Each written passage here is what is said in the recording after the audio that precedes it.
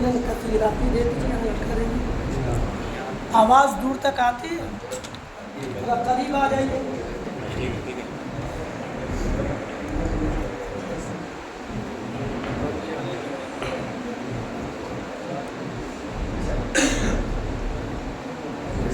ایک بار آؤ درود شریف پڑھیں. اللہم صلی علی سیدنا شفیعنا حبیبنا مولانا محمد معدن الجود والکرم منبع العلم والحلم والحکم وآلہ وصحبہ وبارک وسلم. قرآن کریم دوسرا پارہ سورۃ البقرہ رکو نمبر 10 آیت نمبر 214.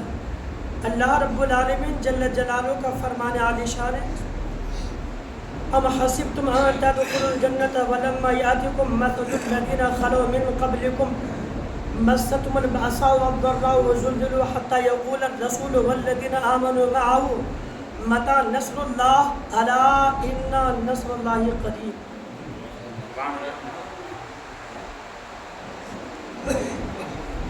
قرآن کریم کی آیت مقدسہ کی شان نزول میں تو علماء کرام نے غزوہ احزاب کا ذکر کیا ہے، جس کو غزوہ خندق بھی کہا جاتا ہے. اسی کا نام ہے غزوہ احزاب. مسلمانوں کے سامنے چیلنج تھا، ساتھ میں پریشانی بھی تھی. کافی سردی کا موسم تھا اور بھوکے پیاسے رہ کر کے اسلام کی بقا اور تبلیغ کے لیے مدینہ منورہ کے ارد گرد گڈھے بھی کھودنا تھا. شان نزول میں تو وہ باتیں ہیں، لیکن یہاں پر آج ہمیں اپنے آپ کو بھی دیکھنا ہے. اپنی زندگی قرآن کریم کی اس آیت مقدسہ کی روشنی میں لا کر کے پھر پرکھیں کہ ہماری زندگی کہاں، قرآن کریم کا پیغام کہاں. ہر مسلمان کو جنت چاہیے، صحیح بات ہے، چاہے عمل کیسا بھی ہو، کردار کس طرح کا بھی ہو، مگر جنت سب کو چاہیے. لیکن قرآن سے پوچھے تو صحیح، کیا جنت یوں ہی مل جاتی ہے؟ کیا اس کے لیے کچھ کام کاج بھی کرنا پڑتا ہے؟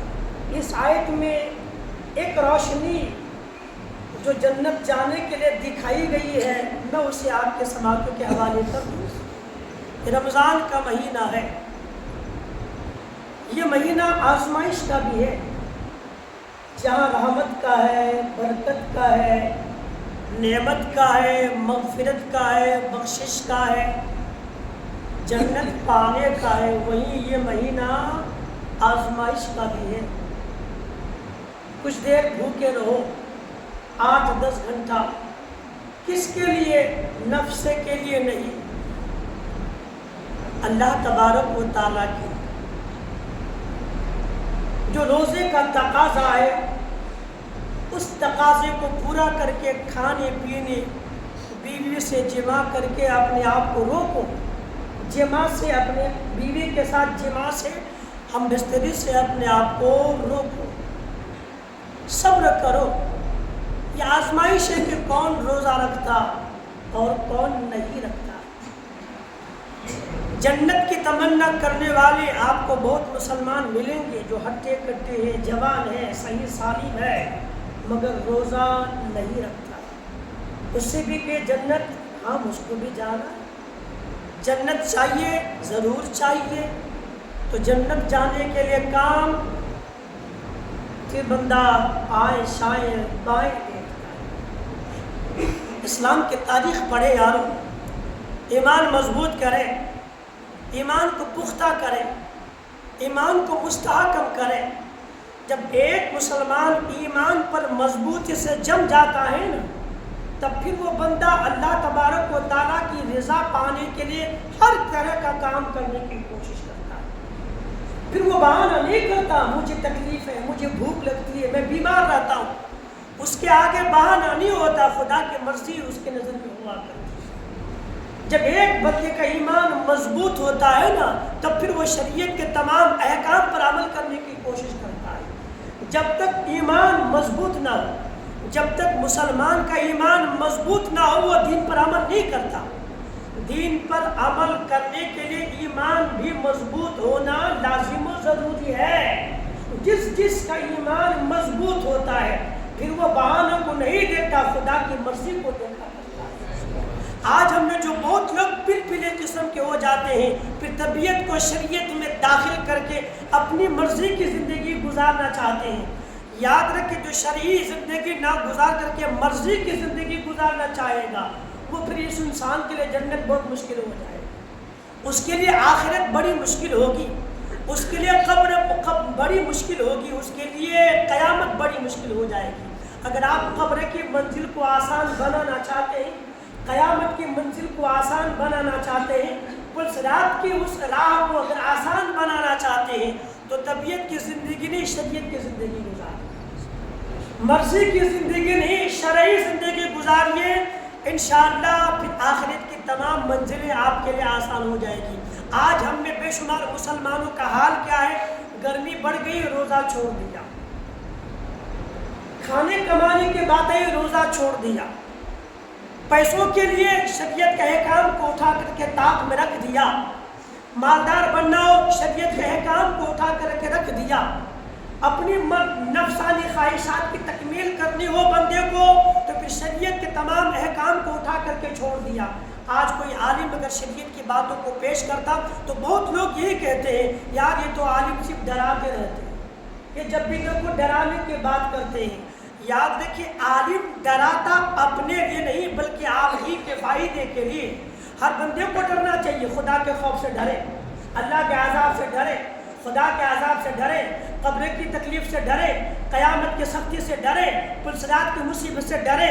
اگر ایک بندے کے ذہن سے خوف خدا نکل گیا بے ایمان ہو جائے گا۔ آپ جانتے ہیں ایمان کس چیز کا نام ہے؟ علماء بیان فرماتے ہیں کہ ایمان خوف خدا اور خدا کی رحمت کی امید کے بیچ کے حصے کا نام ایمان ہے۔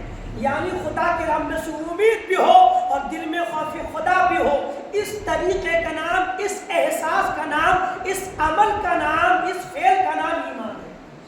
جس کو صرف خدا کی رحمت سے امید ہو وہ بھی برباد ہو جائے گا کبھی نہ کبھی، اور جس کو صرف خالی ڈر ہی ڈر ہو وہ بھی مشکل میں پڑ کر کے بے ایمان ہو سکتا ہے۔ ایمان کیا ہے؟ خوف و رجا کے درمیان کا نام ایمان ہے۔ اللہ کا خوف بھی ہو، خدا سے امید بھی ہو، اس کا نام ایمان ہے۔ تو اگر بندے کے دل سے خوف خدا نکل جائے گا نا تب تو بندہ بے ایمان ہو جائے گا۔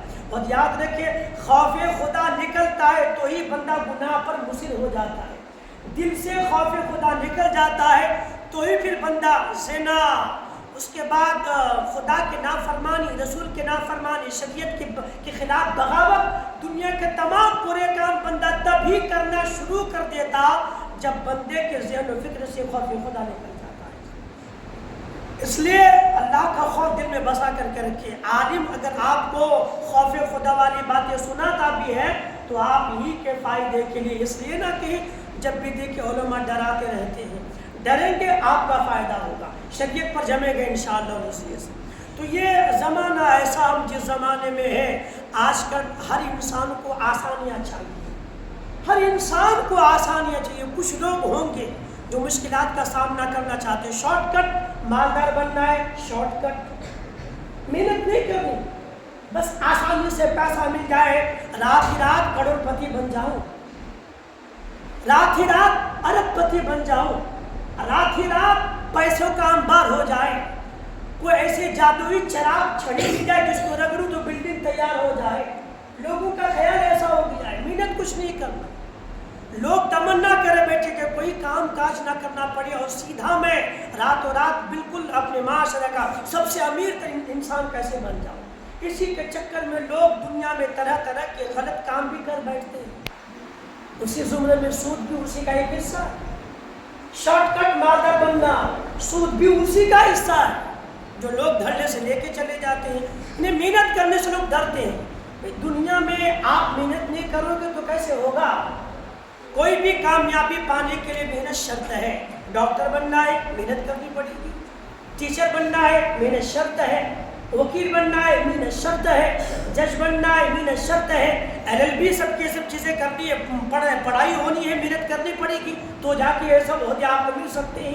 بغیر محنت کے کوئی آدمی ڈاکٹر بن سکتا نہیں بن سکتا، کچھ نہیں ملے گا، یہ سب کے لیے شرط ہے محنت۔ ایسی آخرت کی زندگی کو کامیاب بنانے کے لیے شرط ہے محنت۔ نماز بھی اسی محنت کی کڑی، زکوٰۃ بھی اسی محنت کی کڑی، حج بھی اسی محنت کی کڑی ہے، اور روزہ بھی اسی محنت کی کڑی ہے۔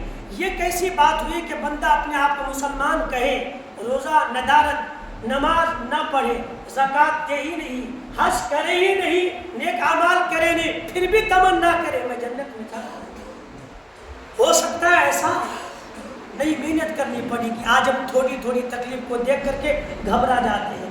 بے شمار لوگ ایسے بھی ہیں، پیسے کی تکلیف آئی، تنگی آئی، انسان دین سے پھر جاتا ہے، دشمنوں کا ڈر ہوا دین سے پھر جاتا ہے، دشمنوں کا غلبہ ہو گیا دین سے پھر جاتا ہے۔ چھوٹی چھوٹی باتوں میں مسلمان ایمان کمزور کر بیٹھتے ہیں۔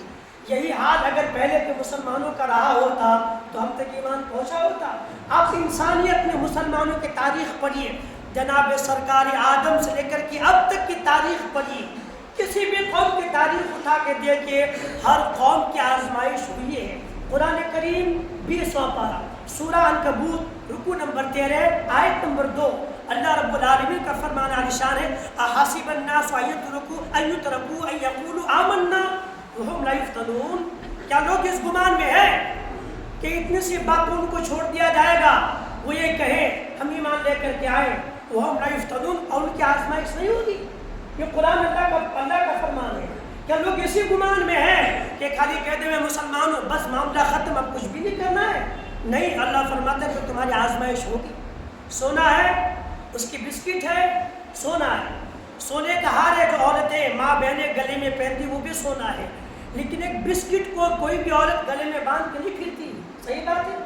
سونے کے بسکٹ کو کوئی بھی عورت کان میں لٹکا کے جھمکا کے طرف نہیں پھرتی، اس سونے کا جھمکا بنایا جاتا، گلے کا ہار بنایا جاتا۔ اس سونے کی بسکٹ سے پوچھے اگر تو کسی عورت کے گلے کا ہار بننا چاہتا ہے تو یوں ہی ہو جائے گا؟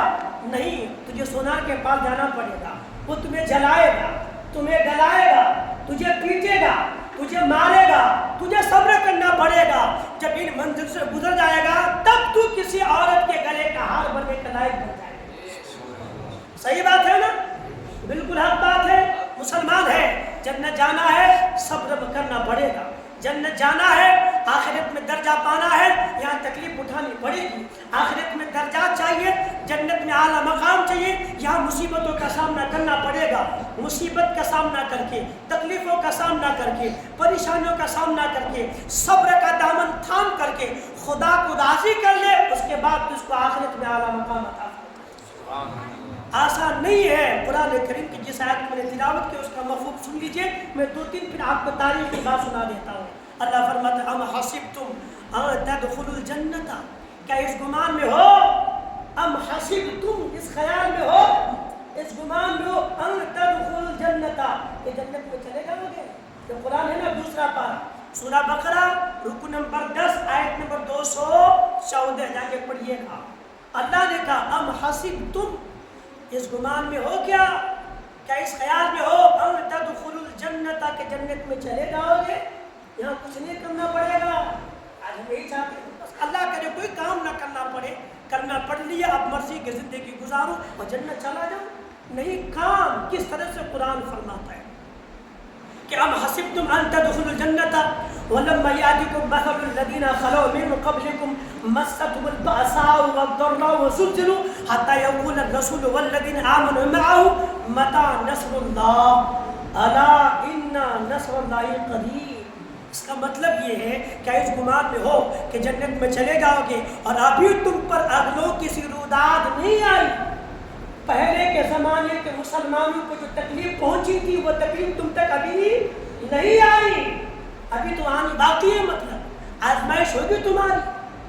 وَلَمْ يَأْتِكُمْ مَثَلُ الَّذِينَ خَلَوْا مِنْ قَبْلِكُمْ مَسَّتْهُمُ الْبَأْسَاءُ، انہیں پہنچی تھی تکلیف، وَالضَّرَّاءُ شدت اور سختی، انہیں تکلیف پہنچی تھی، انہیں سختی پہنچی کہ مست الباس و الضراء حتی یقول مست الباس و الضراء وزلزلوا حتی یقول الرسول. انہیں تکلیف پہنچی تھی، انہیں سختی پہنچی تھی، یہاں تک کہ ہلا ڈالے گئے تھے. حتی یقول الرسول والذین آمنوا معه، یہاں تک کہ اس زمانے کے رسول اور ان کے ساتھ والے مسلمان کہے پکار اٹھے، چیخ پڑے، متی نصر اللہ، اللہ کی مدد کہاں ہے؟ اللہ کی مدد کب پہنچے گی؟ اللہ کی مدد جس کا وعدہ ہم سے کیا گیا تھا. اب تاریخ اٹھا کے دیکھیں، بنی اسرائیل میں انبیاء آئے، نبی آئے، علماء بیان فرماتے بنی اسرائیل نے اپنے زمانے میں آنے والے نبیوں میں سے تقریباً 70,000 انبیاء کرام کو شہید کر دیا. دین پر عمل کرنے والوں کو تکلیف ہر زمانے میں ہوئی ہے، اسلام پر چلنے والوں کو ہر زمانے میں تکلیف ہوئی ہے، ایمانداروں کو تکلیف ہوئی ہے. پہلے کے لوگوں نے تکلیف اٹھائی، تکلیف برداشت کی، اللہ رب العالمین نے ان کا ذکر قرآن کریم میں کیا. اے مسلمانوں، کیا سمجھتے ہو کہ بس خالی کلمہ پڑھ لیا اور کوئی محنت نہیں کرنا؟ اللہ کی عبادت کچھ نہیں ہے، دین کا کام کچھ نہیں ہے، دین کی خدمت کچھ نہیں ہے، حلال حرام کچھ بھی نہیں ہے، جائز ناجائز کچھ بھی نہیں ہے، گناہ ثواب کوئی کام نہیں ہے، صرف کلمہ پڑھ لیا، جو چاہو کرو، کوئی عمل نہیں کرو گے جنت چلے جاؤ گے، ایسا ہو جائے گا. اللہ فرماتا نہیں، ابھی تو تم پر پہلے اگلوں کے سیدودات پہنچی نہیں، ان کو پہنچی تھی سختی، شدت، یہاں تک کہ ہلاک دیے گئے تھے وہ پھر پکار اٹھے، یا اللہ وہ مدد کہاں ہے جس کا تو نے وعدہ کیا تھا. بنی اسرائیل میں تو بہت تکلیفیں پہنچی تھی. میں آپ کو اس امت کے تکلیف سناؤں. حضور صلی اللہ علیہ وآلہ وسلم کے زمانے میں مسلمانوں کو جو تکلیف پہنچی تھی، ہم کو تو اس کی عشر عشیر بھی نہیں پہنچی ہوئی ہے. مکہ المکرمہ میں جو مسلمانوں کو تکلیف پہنچی تھی، آج تو اس کا 10 حصہ بھی مسلمانوں کو تکلیف کا احساس نہیں. غربت، افلاس، تنگی، مصیبت، ظالموں کا ظلم، ہر طرح کی پریشانی تھی مسلمانوں کو، مگر پھر بھی ایمان پر ایسے جمے تھے جس طرح سے زمین پر کوہ ہمالیہ جمع ہوا ہے. اتنی تکلیف پہنچنے کے بعد بھی انہوں نے ایمان سے ایک سیکنڈ کے لیے بھی منہ پھیرا نہیں. انہوں نے ایمان پر جمے رہے، دشمن اپنا کام کرتے رہے، ایمان پر جمے رہے. تاریخ اٹھا کے دیکھیں، جناب حضرت عمار بن یاسر رضی اللہ تعالیٰ عنہ نبی کے صحابی گزرے ہیں. جناب عمار، جناب یاسر اور جناب سمیہ رضی اللہ تعالیٰ عنہ یمن کے رہنے والے تھے. مکہ میں آ کے بس گئے. جب شہر مکہ میں اللہ کے نبی صلی اللہ علیہ وآلہ وسلم نے اسلام کی روشنی بانٹنی شروع کر دی نا، تو اس روشنی سے فائدہ اٹھانے والے یہ بھی لوگ تھے، جناب یاسر، جناب عمار، جناب سمیہ. عمار کے والد کا نام یاسر ہے، ان کی امی کا نام بی بی سمیہ رضی اللہ تعالیٰ عنہما ہے. ایک غریب لوگ تھے، دوسرے ملک سے آ کے بسے ہوئے تھے. جب اس لوگ اسلام کے دامن سے اپنے آپ کو وابستہ کرنے لگے نا، تو شہر مکہ میں جو بڑے بڑے پیسے والے لوگ تھے وہ مسلمان ہوئے تو انہیں بھی تکلیف پہنچائی، وہ بھی نہیں بچے ظالموں کے ظلم سے. تو غریب کیسے بچتے؟ جناب بلال حبشی رضی اللہ تعالیٰ عنہ کی تاریخ پڑھی ہوئی ہے، دیکھیں آپ تکلیف کیسے ہوئی. تو جناب عمار اور جناب یاسر، بی بی سمیہ رضوان اللہ تعالیٰ علیہ مجمعین کو کافروں نے گرفتار کر لیا. ابو جہل پکڑ لی، ان کے ساتھ کے لوگوں نے پکڑ لیا اور پکڑ کے خوب مارے اور اسی بات پر اسلام چھوڑ دو. ایمان چھوڑ دو، دامن مصطفیٰ چھوڑ دو تو تمہاری جان بچ جائے گی. چھوڑو ایمان. انہوں نے کہا تھا ابو جہل تو جان لے سکتا ہے، ایمان کسی حال میں تو نہیں لے سکتا. ہم جان دے دیں گے لیکن نبی کا دیا ہوا ایمان کبھی تو اس کو نہیں دیں گے. غصے میں آ کے ابو جہل نے بی بی سمیہ رضی اللہ تعالیٰ عنہ کی اس حصے میں وار کیا، نیزے سے، تلوار سے، کس سے، ان کی جان نکل گئی. اس کو جناب عمار نے اپنی ماتھے کے آنکھوں سے اپنی ماں کو مرتے دیکھا، اپنے باپ کو مرتے دیکھا. جناب یاسر کو اتنا زد و کوب کیا، وہ عمر دراز تھی، عمر ہو چکی تھی، کمزور تھی، برداشت نہ کر سکے، جان چلی. جناب عمار نے اپنی آنکھ سے اپنی ماں اور اپنے باپ کو شہید ہوتے دیکھا. اسلام کے راہ میں سب سے پہلے شہید ہونے والی جو ذات ہے عورتوں میں بی بی سمیہ رضی اللہ تعالیٰ جان دے دی، پر اسلام پر حرف، اپنے ایمان پر حرف نیا نہیں دی، جان دے دی. جناب عمار رضی اللہ تعالیٰ عنہ نبی کے بارگاہ میں آئے، تو کچھ لوگ کہنے لگے کہ انہوں نے کافروں کے ڈر کی وجہ سے جو انہوں نے کہنا چاہا تھا انہوں نے زبان سے ادا کر دیا. نبی نے کہا جناب عمار سر سے پیر تک ایمان سے لبریز ہے. تکلیف اتنی پہنچی اپنی آنکھوں کے سامنے ماں باپ کو شہید ہوتے دیکھا لیکن ایمان نہیں دیا. ان کے ماں باپ نے جان دی تھی پر ایمان نہیں دیا. حضور صلی اللہ علیہ وسلم کے ایک صحابی جناب ابو سلمہ رضی اللہ تعالیٰ عنہ جب حضور ہجرت کر کے مدینہ منورہ چلے گئے, اب مسلمان جو مکہ المکرمہ میں تھے ایک کے بعد دیگرے ایک دو کر کے شہر مکہ کو چھوڑ کے مدینہ جانے لگے. تو جناب ابو سلمہ بھی اپنی بیوی ام سلمہ رضی اللہ تعالیٰ عنہ جو ام المؤمنین بنی وہ اپنے بیٹے کو لے کر کے اونٹ پہ سوار ہو کے چلنے لگے. تو بی بی ام سلمہ رضی اللہ تعالیٰ عنہ اور ابو سلمہ کے قبیلے کے لوگ خاندان کے لوگ آ گئے. ابو سلمہ کو روکنا چاہا کہ نا میں کسی حال میں رکوں گا نہیں, میں تو مدینہ نبی کے بارگاہ میں پہنچ کر کے رہوں گا. تو بی بی ام سلمہ رضی اللہ تعالیٰ عنہ ام المؤمنین کے گھر والے خاندان کے لوگ آ گئے اور کہا ابو سلمہ سے تم جا سکتے ہو لیکن ہم اپنے قبیلے کے بیٹوں کو کبھی تمہارے ساتھ جانے نہیں دیں. اتار دیا ان کو, ہٹا دیا ان کو وہاں سے. اور ابو سلمہ کے خاندان کے لوگ آئے اور کہا ابو سلمہ تو جا, یہ بیٹا تمہارے لیے ہمارے خاندان کا ہے, ہم اس کو تیرے ساتھ نہیں ڈالتے. ان سے بیٹا بھی چھین لیا. اب وہ تنہا ایک طرف بیوی چھین لی گئی ایک طرف بیٹا چھین لیا. ہم ہوتے تو پھر ہاتھ پہ جوڑ کے وہیں گر جاتے.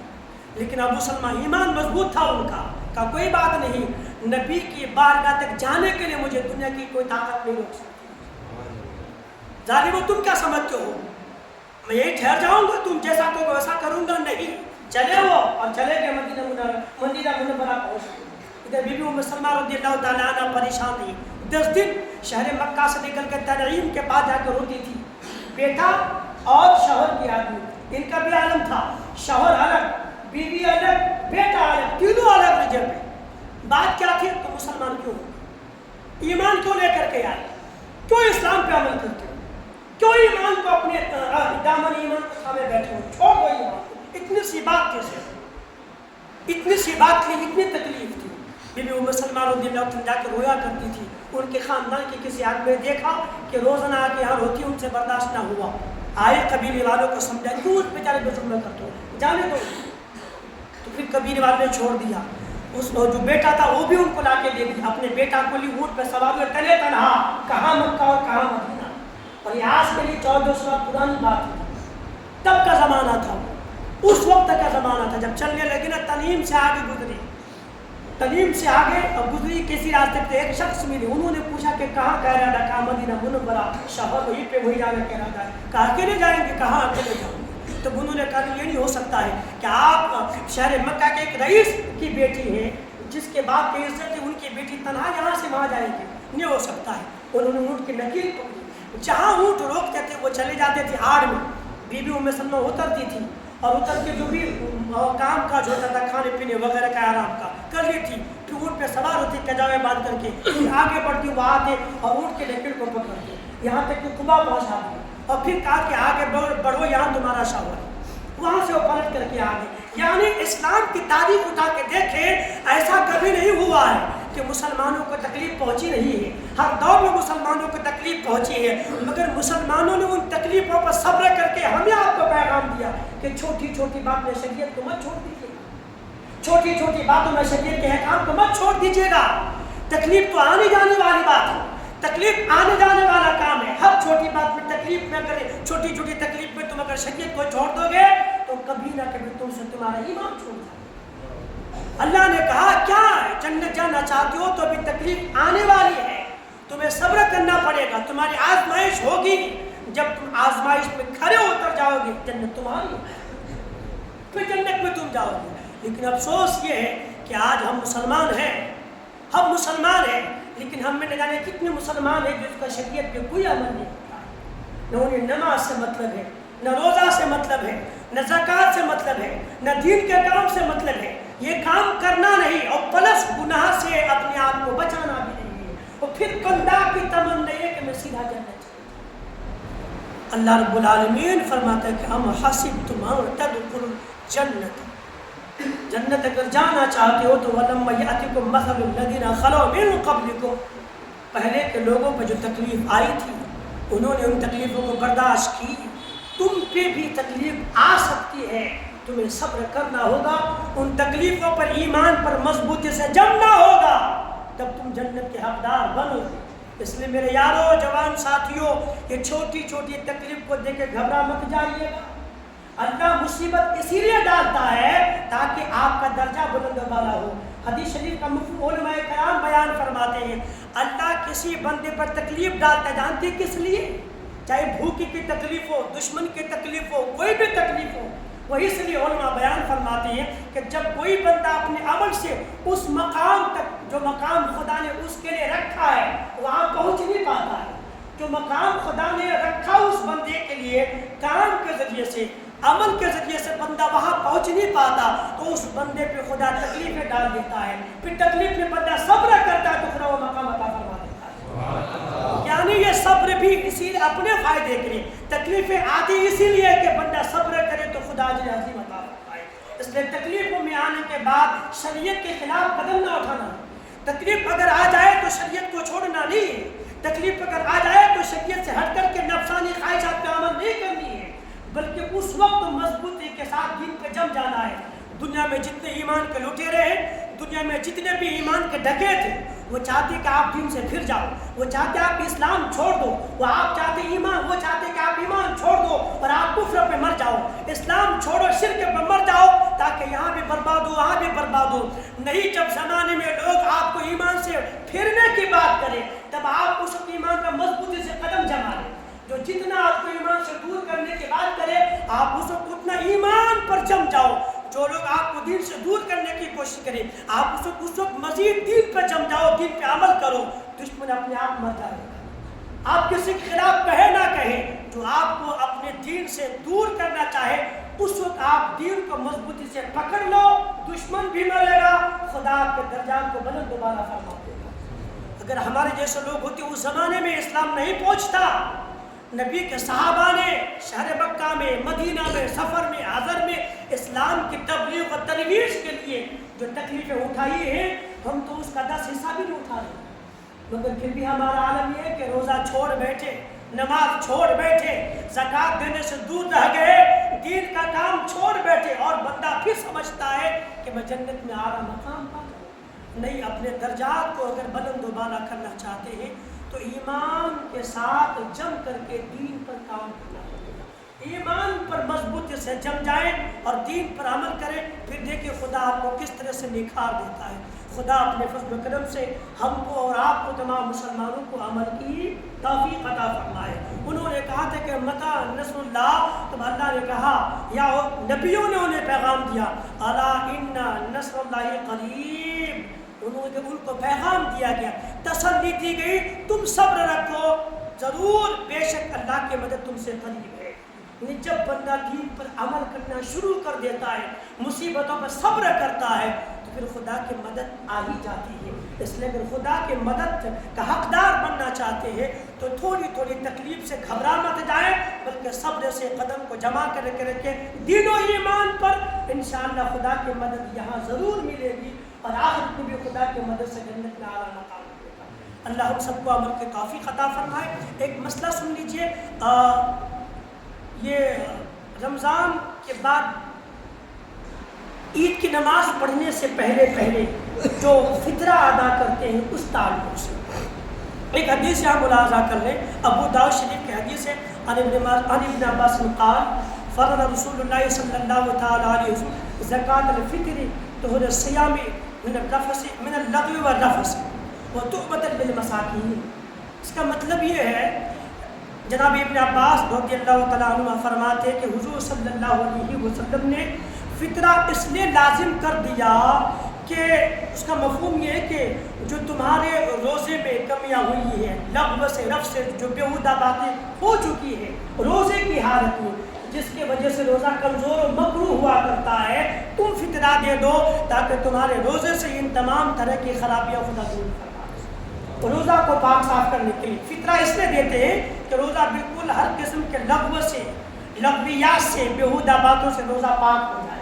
اور دوسرا عمل نبی کونین کے اس فرمان سے یہ بھی ثابت ہوتا ہے کہ ہم جو یہ عمل انجام دیں یعنی فطرہ ادا کریں تو طعمۃ للمساکین یا مسکین غریب کے لیے کھانا بھی ہو جائے، یعنی ایک فطرہ ایسا جو تمہارے روزے کو صاف ستھرا بھی کر دے اور غریبوں کا کھانا بھی بن جائے۔ اس لیے عید سے پہلے ہو سکے تو فطرہ ادا کر دیا کرے۔